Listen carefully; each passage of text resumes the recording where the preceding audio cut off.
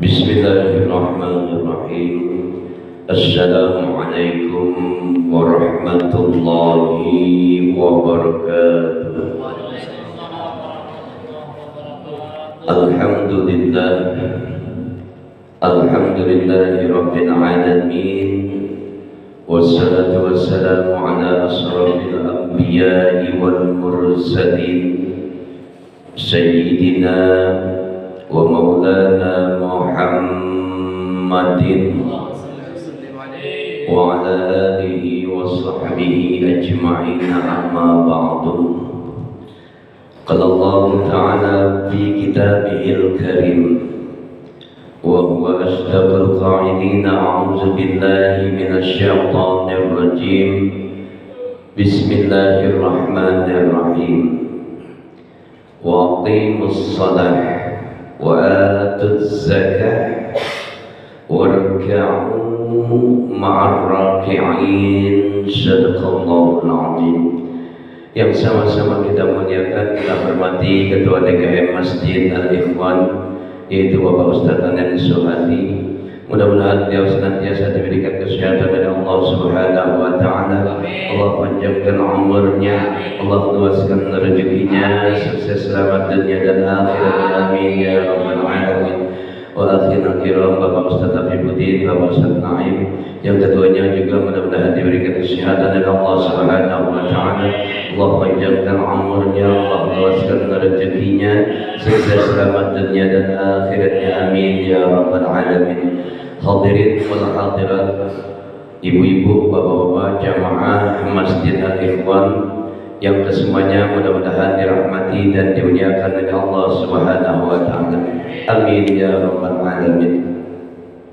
Pembelajaran kita kali ini berbicara tentang seputar sholat berjamaah.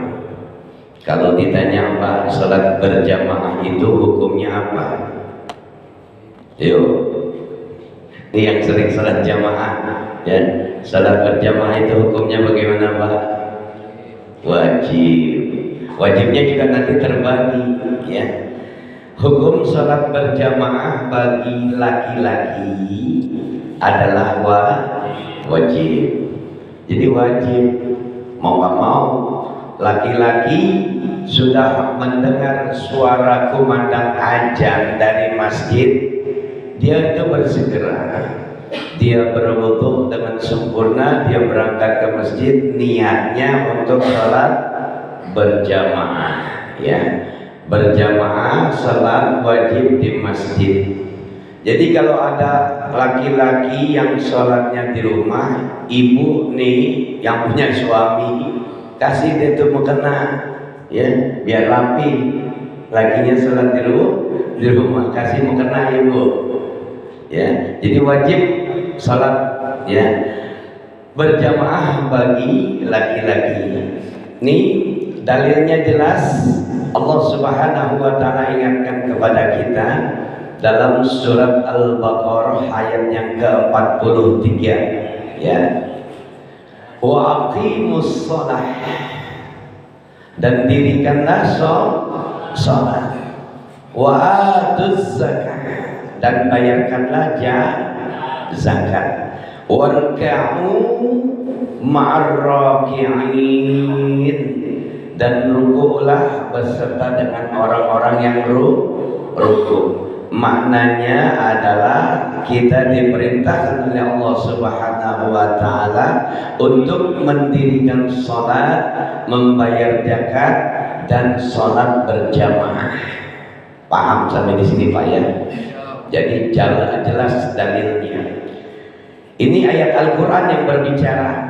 Jadi bagi laki-laki wajib hukumnya datang ke masjid untuk sholat berjamaah. Itu namanya laki-laki tulen, ya. Kalau laki-laki yang sholatnya di rumah kurang tulen, Pak, ya.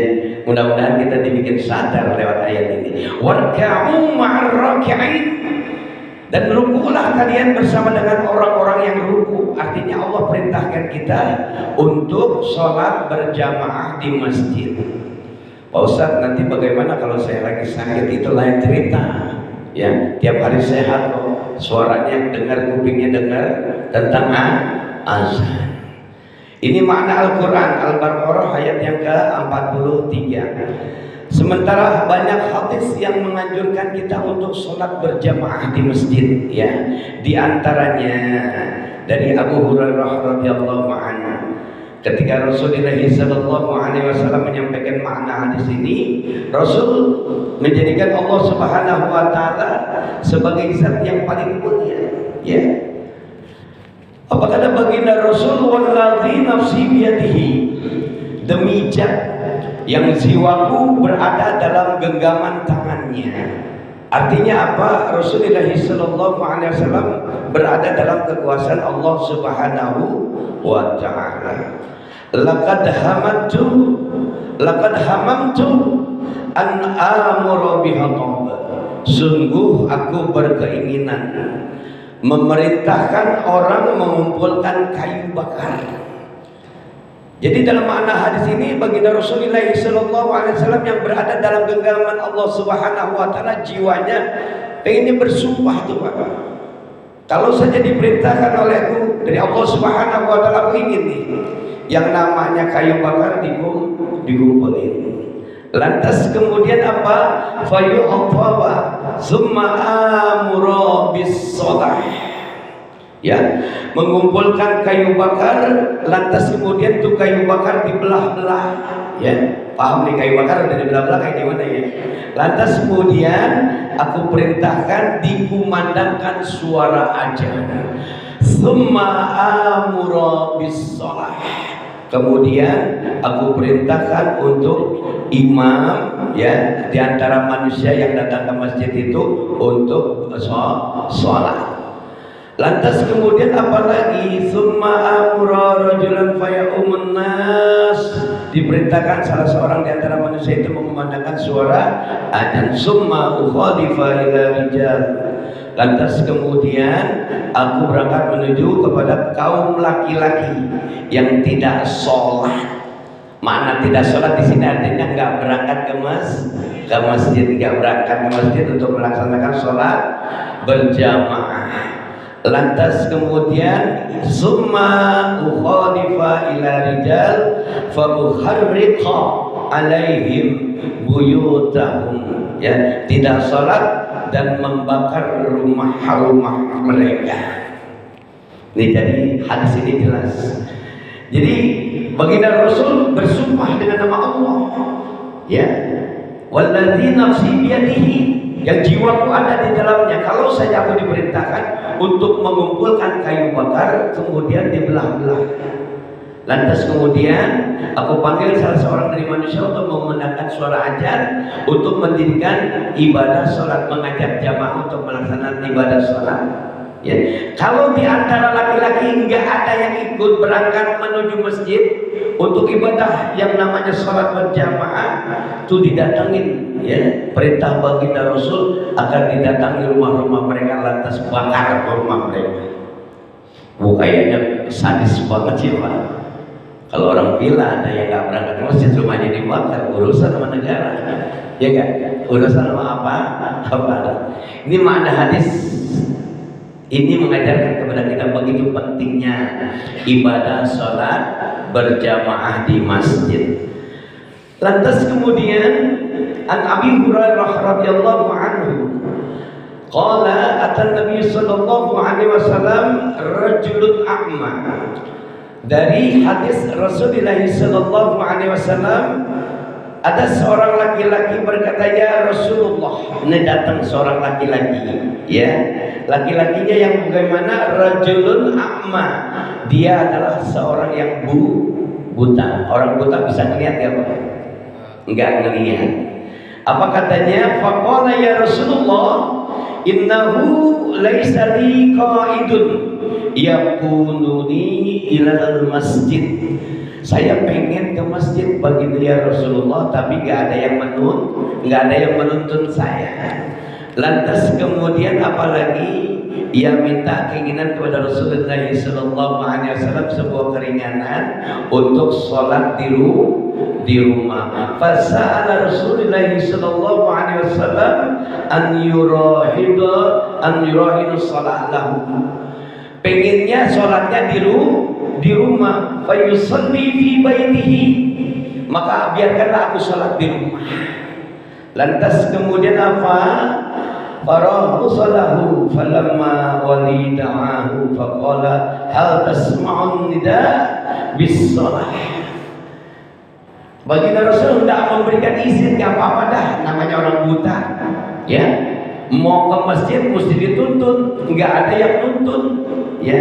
Namanya buta nggak bisa melihat. Lantas baginda Rasulullah SAW berkata dalam sebuah kalimat pertanyaan, apakah telingamu mendengar? Kuping dengar gak? Bro, kuping dengar gak? Bahasanya seperti itu. Dengar ya Rasulullah. Ya, hal tasma'un nida bisalah, apakah kamu mendengar suara panggilan azan untuk menegakkan ibadah salat? Qala na'am ya Rasulullah. Iya. Lantas kemudian apa? Qala fa'ajib. Ya, lantas diperintahkannya oleh baginda Rasulullah SAW, maka penuhilah panggilan muazin. Artinya apa? Orang buta aja Pak diperintahkan untuk sholat berjamaah. Paham sampai di sini Pak? Di sini banyak gak orang buta? Banyak. Banyak yang buta, banyak yang budek. Ya, ini kita bukan nyindir, cuma ngasih tahu. Banyak orang yang matanya melek, ya, tapi kupingnya juga dengar, nggak berangkat ke masjid, ya karena nggak belajar dan mengabaikan untuk ibadah sholat berjamaah di masjid. Banyak Pak. Kalau dua makna hadis ini aja diterapkan di lingkungan masyarakat, betapa hebohnya, luar biasa. Orang yang nggak berangkat ke masjid untuk sholat berjamaah, bakar rumahnya. Waduh, galak banget ya. Pengen gak mandi bakar? Nggak pengen kita. Jadi yang kedua, bagi orang buta berkata dalam sebuah kalimat pertanyaan kepada baginda Rasulullah, ya Rasulullah, aku ini orang buta, gak bisa pergi ke masjid, nggak ada yang mau nuntun, ya. Tapi kuping dengar nggak? Kata baginda Rasulullah, dengar. Ya udah, penuhi panggilan suara azan, berangkat ke masjid. Walaupun ya tadi itu dalam sejarah, ya, menggunakan pemerintahnya memberikan apa bantuan untuk berupa tali kata dari pelepah kurma disambung terus sampai ke masjidnya Rasulullah Sallallahu Alaihi Wasallam. Jadi sebelum azan subuh udah berangkat orang buta. Ya Allah, kita mah nggak buta, kuping juga jelas, ya, badan masih sehat, buat berangkat ke masjid kayaknya susah banget. Ya Allah, naudzubillah min dzalik. Ini buat orang laki-laki, nih Bu. Sekarang buat perempuan, ya. Kalau buat orang perempuan untuk menegakkan ibadah salat berjamaah di masjid, ya, hukumnya apa Bu? Bu, sunnah. Ya, nanti tuh wajib itu dibagi, ya. Ada yang namanya fardu ain, ada yang namanya fardu kifayah, ada yang namanya sunnah muakkadah. Ini hukum salat berjamaah di masjid. Jadi salat berjamaah itu ada sebahagian ulama mengajarkan, ya, bahwasanya hukum salat berjamaah itu fardu kifayah. Ini bikin aman nih, yang bikin aman lingkungan. Kalau fardu kifayah kan kalau udah ada yang ngerjain gugur berarti semuanya, betul nggak? Ini al-ikhwan ada perintah sholat berjamaah di masjid. Kalau udah ada yang menegakkan, ada yang melaksanakan, orang yang di luar sana yang ingin berjamaah aman. Kenapa? Karena hukumnya fardu kifayah. Kan kalau ada orang yang mati, dimandiin, ya dikafanin, kemudian sholatin. Ini kan hukumnya kifayah, fardu kifayah sama. Sholat berjamaah juga hukumnya ada sebahagian ulama yang mengatakan hukumnya fardu kifayah. Jadi kalau udah ada orang yang mengerjakannya di masjid secara berjamaah, itu yang di luar aman. Jadi nggak usah dibakar rumahnya. Iya Pak. Ini kalau fardu kifayah. Ini kalau fardu kifayah di zamannya baginda Rasulullah SAW ketika zaman perang nggak bisa, ya, dijadikan fardu ain. Wajib hukumnya, karena zamannya baginda Rasul ketika perang itu kan gantian salatnya. Yang pertama dia sholat di ruku selesai saf kedua, ya. Kalau dijatuhkan hukum fardu kifayah, maka udah gugur nih pada saf berikutnya. Saf kedua, ketiga udah nggak perlu lagi, karena udah gugur karena hukumnya fardu kifayah. Jadi kalau zaman perang, satu berhenti di atas, tetap yang kedua diri berjaga-jaga atas kemungkinan yang terjadi. Dia sujud selesai, rakaat yang berikutnya dilanjutkan oleh saf yang berikutnya. Makanya jadi hukumnya fardu ain, ya wajib. Kalau fardu kifayah udah selesai, ya saf pertama selesai udah berarti nggak usah lagi. Ya sama ketika kita berada di tengah lingkungan masyarakat seperti ini. Kalau sudah ada yang menegakkan ibadah sholat berjamaah di masjid, maka yang lainnya masih dianggap aman. Ya karena jatuh hukumnya fardu kifayah. Kalau fardu ain wajib hukumnya. Wah, semuanya nih kita ini punya kewajiban untuk berjamaah sholat. Ya, mau di masjid mau di rumah silakan. Tapi yang pasti berjamaah. Makna jamaah itu sholat berdua, satu lebih dari satu. Lantas kemudian dilanjutkan lebih dari 3, lebih dari 4 dan seterusnya sampai jamaahnya banyak. Luar biasa kalau kita mau pelajari. Kalau jatuh hukumnya sunnah muakkadah, ya sunnah yang diperkuat. Jadi kalau orang yang nggak berangkat ya nggak dapat pahala. Ya kita berusaha Pak. Mudah-mudahan selama hayat kita masih digantung badan, ada satu kewajiban untuk menegakkan ibadah sholat di masjid, maka berangkat ke masjid. Bismillah biniyatin ibadah. Udah bilang aja hukumnya wajib dah. Ya Pak Ustadz, kalau lagi saya sakit, saya punya keperluan di jalan segala macam, ini udah lain cerita Pak. Ya itu ada rusuh, ada keringanan, ada kemudahan. Kan nggak mungkin orang lagi sakit bisa berangkat, bisa bergerak badan dia Pak. Ya mudah-mudahan Allah mudahkan kita untuk ibadah salat berjamaah. Ini bagi laki-laki jatuh hukumnya wajib. Ya hukum salat jamaah bagi wanita. Bahwasanya Islam adalah agama yang mudah, ya. Wanita muslimah untuk pergi sholat berjamaah ke masjid, ya, dianjurkan, ya. Lebih dianjurkan untuk sholat di rumah. Bu, ibu sholat, ya dengar suara kumandang azan. Mau berangkat ke masjid boleh nggak? Boleh nggak? Boleh, siapa yang larang? Ya, tapi afdalnya untuk wanita, ya, sholat itu di rumah, ya. Lebih afdalnya di dalam kamar kalau perempuannya, ya. Karena ini pernah kejadian ketika seorang wanita bertanya kepada Rasulullah SAW, ya Rasulullah, saya ingin sholat berjamaah, ya. Sampai urutannya begini, kamu sholatnya afdalnya di dalam kamar, ya. Kalau di dalam kamar nggak bisa, kemudian sholat di ruangan rumah, itu lebih afdal di kamar, ya, daripada di ruangan. Terus kemudian keluar rumah, di pekarangan rumah, boleh? Boleh, tapi lebih afdal di dalam rumah. Keluar rumah sampai ke masjidnya Rasulullah SAW, kamu lebih afdal sholat di rumah. Ini buat wanita, jadi nggak ada hukum wajib, ya. Tapi boleh nggak untuk wanita? Bu, boleh. Jadi intinya wanita untuk sholat berjamaah di masjid diperbolehkan. Cuma ada syarat dan ketentuan yang berlaku, ya. Yang pertama, kalau seorang istri ingin sholat di masjid berjamaah, dia harus minta izin sama suaminya dulu. Bu, kalau suaminya nggak ngasih izin jangan berangkat, ya, karena ada syarat dan ketentuan. Yang pertama, seorang wanita mau berangkat sholat berjamaah di masjid, dia nggak boleh pakai wangi-wangian. Ini zaman sekarang kan kacau, ya. Wanita berangkat ke masjid, kesalam dulu Pak. Ada di sini? Ada Bu. Wanita berangkat ke masjid mau sholat berjamaah salam dulu biar cakep, biar keren. Jadi dilarang pakai wangi-wangian, udah seadanya. Pak Ustadz lagi bawa ketek, ya udah berangkat.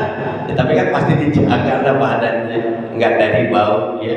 Dari bau itu harus dijaga. Ya tidak memakai wangi-wangian. Idza syahidat ihdatun nasul masjid fala tamassatiba. Apabila salah seorang dari kalian yaitu wanita menghadiri salat berjamaah di masjid, maka janganlah memakai wangi-wangian ya. Fala tamassatiba.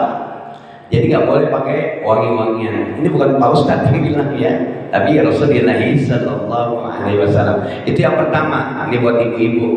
Lantas kemudian wanita yang berangkat ke masjid untuk sholat berjamaah, maka tundukkanlah pandangannya. Jadi kalau kita pernah belajar satu hukum ghusl basar, menjaga pandangan mata, ya. Jadi harus dijaga bu. Jangan matanya jelalatan, ngeliatin, ih cakep juga nih suami orang. Ya, artinya dijaga. Pandangannya dijaga. Wa kullil mu'minat yaghuddna min absarihinna. Katakanlah kepada wanita yang beriman. Ini surat An-Nur ayat yang ke-31. Maknanya adalah Al-Qur'an Al-Karim. Hendaklah mereka menahan pandangan. Ya. Jadi buat wanita yang mau berangkat ke masjid sholat berjamaah, yang pertama nggak boleh pakai minyak wangi. Bu, dengerin ya, jangan pakai minyak wangi. Yang kedua, ya, ibu mau berangkat ke masjid boleh, tapi tunjukin pandangan. Ya, yang ketiga, ibu harus aman ya dari yang namanya macam gangguan. Jangan sampai ibu keluar rumah disuitin sama anak muda, sweet terganggu nggak? Jadi walaupun disuitin nggak aman pak, ya. Jadi karena wanita, ya, bahagian daripada sebuah cerita, banyak gangguannya, apalagi orang laki-laki. Nauzubillah min dzalik. Lantas kemudian untuk pakaian yang digunakan oleh seorang wanita yang berangkat ke masjid sholat berjamaah itu harus syar'i, maknanya harus ketutup. Jangan ada cerita belahan terlihat, ya. Jadi harus semuanya ketutup, ya. Paham bu? Insya Allah. Lantas kemudian wanita dan laki-laki jangan sampai bercampur. Ini memang masjid kadang-kadang ya saking banyaknya jamaah bingung pak. Ya, untuk ngatur perempuan ada di sebelah sana, ada sebelah sini. Memang sebenarnya tuh laki-laki di depan, perempuannya di belakang. Cuman kan kadang-kadang kapasitas. Ya. Kalau ahliwan mah masih aman, nggak ada campur baur.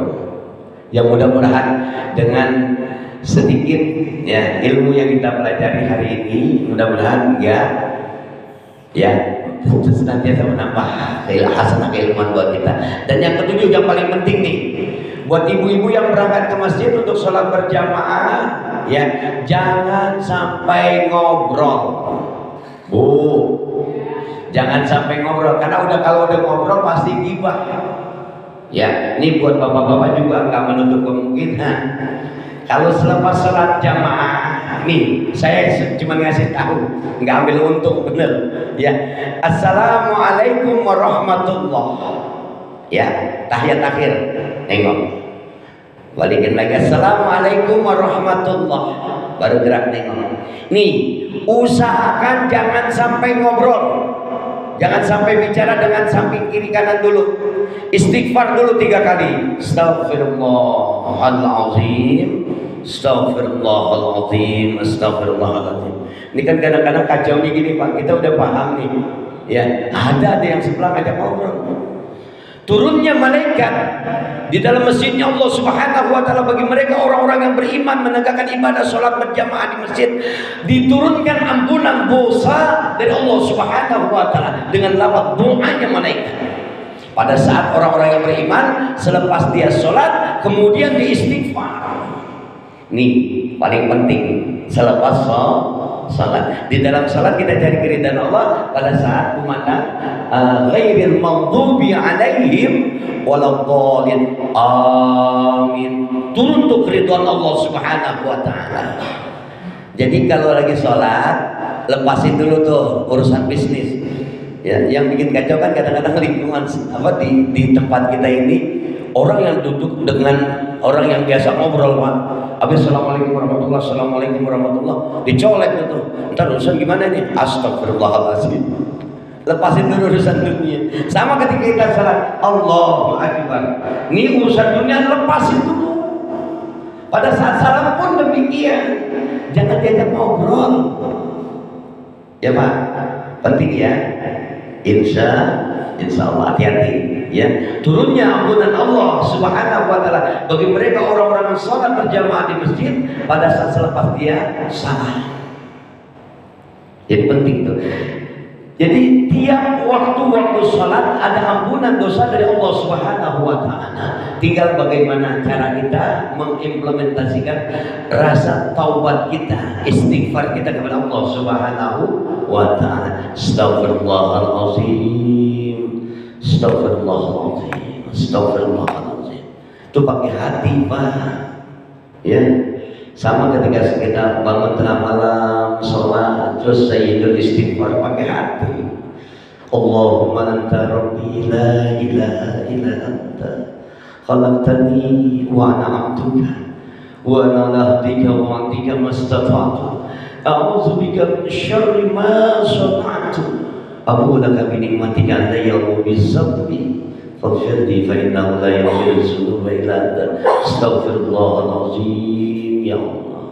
Nih, jadi pentingnya sholat berjamaah itu Pak. Ya, pada saat kita sholat, ya imamnya sudah bertanggung jawab ya dari semua rangkaian sholat yang dikerjakan oleh semua jamaah yang hadir. Insya Allah. Paham sampai di sini Pak ya? Ada nggak yang mau ditanyakan sedikit? Waktu ini kita udah kebanyakan kelewatan. Ya Pak Ji. Ibu-ibu sholat tidak boleh berwangi-wangian. Kalau ke pengajian, ya. Kalau sini jelas ya, kita ini adalah orang-orang yang beriman. Laqad tamanallahu 'alal mu'minin, sungguh kami berikan banyak karunia kepada mereka orang-orang yang beriman. Sejak kapan? Ba'atsa fihim rasulan minhum. Sejak nabinya diturunkan oleh Allah Subhanahu wa taala. Yang pada saat kapan yatlunal kitab, yang pada saat Allah menurunkan nabinya, Allah perintahkan rasulnya untuk menyampaikan ayat-ayat Allah dan juga hikmah hadis-hadis Rasulullah sallallahu alaihi wasallam. Ini pentingnya hadis itu tadi ya. La tamna'u nisa'akumul masjid. Janganlah kalian melarang istri-istri kalian untuk berangkat berjamaah salat di masjid. Lantas kemudian ini perintah ya buat suami, jangan sampai ngelarang istrinya ke masjid. Lantas kemudian larangan dari baginda Rasulullah sallallahu alaihi wasallam jelas tadi ya, ihdakunnal masjid fala tamassa. Jadi kalau berangkat ke masjid, mau sholat berjamaah ke, mau datang ke pengajian ke, dilarang pakai wangian. Bu, ini pertanyaan Pak Haji sedikitnya menyadarkan ibu. Boleh Pak pakai wangian tapi jangan terlalu berlebihan ya. Jangan kasihan ibu-ibu sebelah bau ketek. Ya, jadi dilarang mau sholat berjamaah di masjid ataupun mau datang ke pengajian. Ustaz kan kalau ibu-ibu kalau udah berangkat ke masjid, ya Allah, semuanya minyak wangi yang paling bagus dipakai. Ya. Paham Pak Haji ya? Jadi jangan suami jangan melarang. Yang kedua, tapi jangan pakai minyak wangi. Udah seadanya Bu. Ya insya Allah ini menjadi sebuah catatan buat kita ya, menjadikan hadis Rasulullah SAW ini sebagai pembelajaran buat kita. Oh dilarang ya udah jangan. Paham sampai di sini? insya Allah. Ya mudah-mudahan pembelajaran kita menghadirkan keridhaan dari Allah Subhanahu wa taala. Allah ampuni dosa dan salah kita, terus Allah bimbing kita dengan hidayah selamat dunia dan akhirat kita. Al-Fatihah. A'udzu billahi minasyaitonir rajim. Bismillahirrahmanirrahim. Alhamdulillahirabbil alamin arrahmanir rahim maliki yaumiddin. Iyyaka na'budu wa iyyaka nasta'in. Ihdinas siratal mustaqim. Shiratal ladzina an'amta 'alaihim ghairil maghdubi 'alaihim waladdallin. Amin. Bismillahirrahmanirrahim. Alhamdulillahirabbil alamin. Allahumma shalli wa sallim wa barik ala sayyidina Muhammad wa ala ali sayyidina Muhammad. Allahumma inna nas'aluka ridhaka wal jannah wa na'udzubika min syahhatika wan nar. Allahumma aghnina bil ilmi wa zayyinna bil ilmi wa akrimna bit taqwa wa jamilna bil afiyah fid din wad dunya wal akhirah bi rahmatika ya arhamar rahimin. Rabbana atina fid dunya hasanah wa fil akhirati hasanah wa qina adzaban nar. Sallallahu ala Muhammadin wa ala alihi washabihi ajma'in. Walhamdulillahi rabbil alamin. Terima kasih. Mari sama-sama kita tutup dengan doa kafaratul majlis. Subhanakallahumma wa bihamdika asyhadu an la ilaha illa anta astaghfiruka wa atubu ilaik. Assalamualaikum warahmatullahi wabarakatuh.